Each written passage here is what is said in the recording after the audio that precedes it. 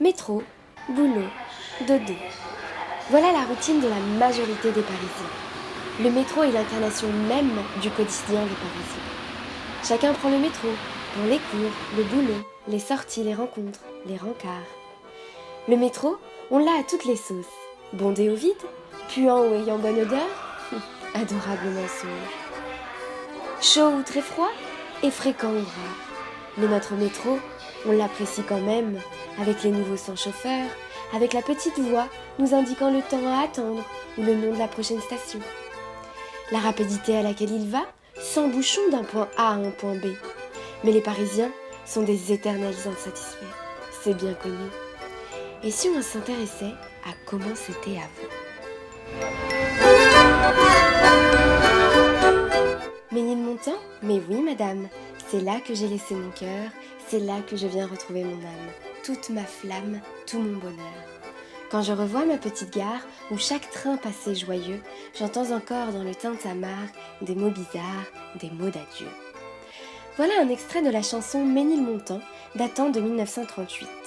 Mais à quelle gare faisait référence Charles Trenet? Il fait bien évidemment référence à une gare située sur le chemin de fer de l'époque, la Petite Ceinture. Cette dernière a été construite sous le Second Empire de Napoléon III et du baron Haussmann. Ce chemin de fer a marqué l'histoire et la mémoire parisienne. Preuve en est de la chanson de Trenet.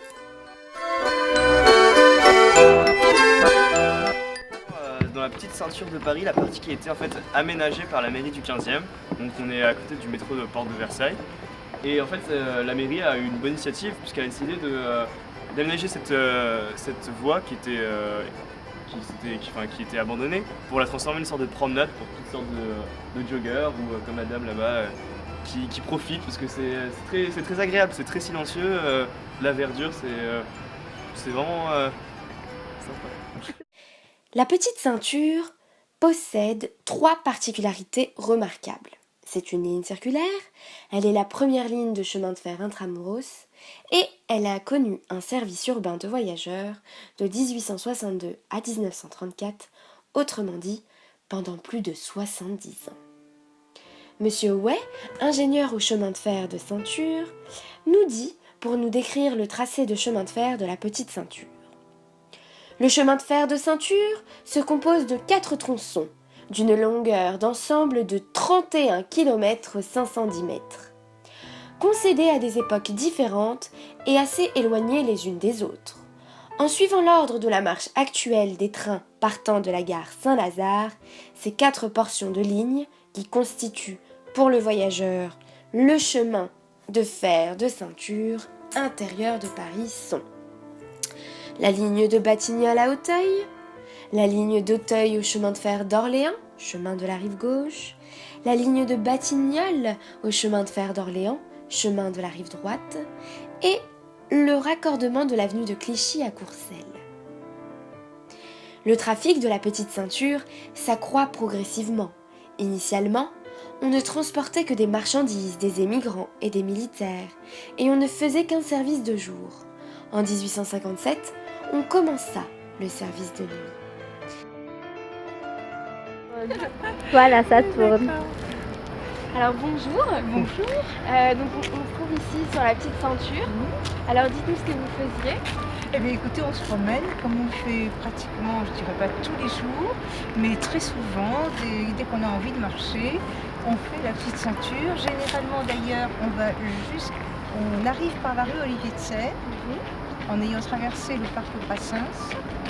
On fait la Petite Ceinture, on descend rue Ballard, et de là, on descend le parc Citroën. On fait le tour du parc Citroën et on revient par le même chemin. Et on apprécie beaucoup, quelle que soit la saison, parce que vous n'avez pas de rue à traverser, vous n'avez pas les voitures, on est bien, on est au calme. Ça change en fonction des saisons, parce que l'été, c'est ombragé, plus ou moins. Il y a des passages très au soleil qui sont plus difficiles, mais que ce soit hiver, printemps, été, on apprécie beaucoup. Il n'y a personne. Voilà. Ah bon? Il y a des jours où on se croirait dans les allées du métro, certains dimanches, où il fait très beau. Vous avez des gens, des enfants avec des poussettes, des trottinettes. Oui, vie en fait Très en vivante, été. c'est très vivant. D'accord. Voilà. Ça vous va? Ouais, c'est parfait. Merci beaucoup. 5 stations furent établies. Batignolles-Clichy, Belleville-Villette, Ménilmontant, Charonne et la Rapée-Bercy. La Petite Ceinture connaît un important trafic de voyageurs autour de 1900, avec un mouvement moyen de 85 000 à 90 000 voyageurs par jour. Ce trafic augmenta jusqu'en 1900, année de l'exposition universelle, où il atteint 39 millions de voyageurs. Pour transporter autant de voyageurs, la Petite Ceinture comportait 29 stations et voyait circuler un train toutes les 10 minutes dans chaque sens aux heures de pointe. Elle était également raccordée à toutes les voies ferrées pénétrantes dans Paris, ce qui permettait le transit de trains de voyageurs depuis ou vers une grande gare parisienne, comme les gares du Nord et Saint-Lazare. La station centrale du réseau de la Petite Ceinture était Courcelles-Ceinture. Pour faire face à cette affluence, la vitesse des trains a été augmentée, principalement par la réduction des arrêts et par une plus grande accélération au démarrage. 1901-1934, le déclin du service voyageur se fait ressentir et la croissance du service marchandises apparaît. Face à la décroissance du trafic voyageur, il fut décidé de remplacer le service ferroviaire par un service de bus à partir du 23 juillet 1934. Cette ligne de bus porte le nom de PC pour Petite Ceinture. La Petite Ceinture est encore vouée à évoluer. Après le succès de la High Line à New York, la mairie s'est rendue compte du potentiel de la Petite Ceinture. En effet, un accord signé entre la mairie de Paris et la SNCF envisage l'ouverture du plus grand nombre de tronçons possible pour la réalisation d'activités aussi intéressantes les unes que les autres. En effet, de très nombreux projets existent, que ce soit la réhabilitation de la Petite Ceinture pour la relier avec une ligne de tramway ou la réaffectation de celle-ci pour le transport de marchandises. Ces projets ont été abordés dans le protocole cadre entre la ville de Paris et le groupe SNCF concernant le devenir de la Petite Ceinture ayant eu lieu le 13 avril 2015. Mais ici, les divergences politiques, comme souvent, ralentissent le processus. Tandis que Anne Hidalgo prévoyait d'y intégrer des activités sportives, culturelles, des buvettes, des restaurants, et voire même des boîtes de nuit, les Verts militent, eux, pour transformer la Petite Ceinture en un espace vert et ainsi renforcer son rôle de régulation thermique et de trame verte. Le PCF, quant à lui, préférerait que la Petite Ceinture redevienne un moyen de transport ou de marchandises. Et quant à la droite, elle aurait voulu la création d'une piste cyclable continue. En plus de ces problèmes politiques, il ne faut pas oublier que la réaffectation de la Petite Ceinture a un coût, d'autant plus qu'elle se confronte à des problèmes non négligeables, notamment la tranquillité des riverains, mais aussi des problèmes techniques. Ce qui fait que malgré les quelques progrès aboutis, notamment à la Petite Ceinture du 15e, la Petite Ceinture reste pour une grande partie laissée à l'abandon, si ce n'est les quelques associations qui tentent de l'entretenir. Mais une véritable contre-culture s'est créée autour de ce site. Que ce soit les rave parties organisées sur les anciens chemins de fer et à la Flèche d'Or, un refuge pour des Parisiens en manque de silence, ou encore le moyen d'expression d'un street art français effervescent, la Petite Ceinture a créé un petit monde.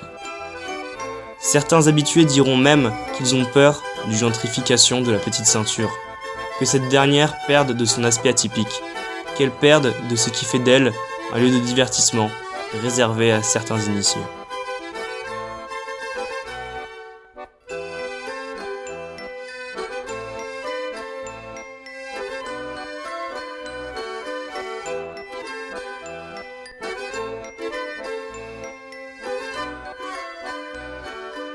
Véritable préfiguration du métro, la Petite Ceinture a perdu son importance pour le transport de voyageurs avec l'éclosion de son concurrent plus moderne et plus confortable.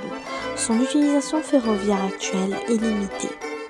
Toutefois, sa richesse, largement mise en avant par les experts, fait de la Petite Ceinture un élément important de la trame verte des bleus parisiens. En effet, La demande en faveur de la présence de la nature en ville venant d'habitants, de plus en plus désireux de pouvoir s'approprier ces espaces de respiration si rares en milieu dense, n'a de cesse de s'exprimer. Le paysage de la Petite Ceinture est le résultat d'une rencontre riche entre espace ferroviaire et espace urbain. Le paysage de la Petite Ceinture et de ses abords, loin d'être figé et immobile, évolue dans le temps au rythme des mutations du tissu urbain qui l'entoure.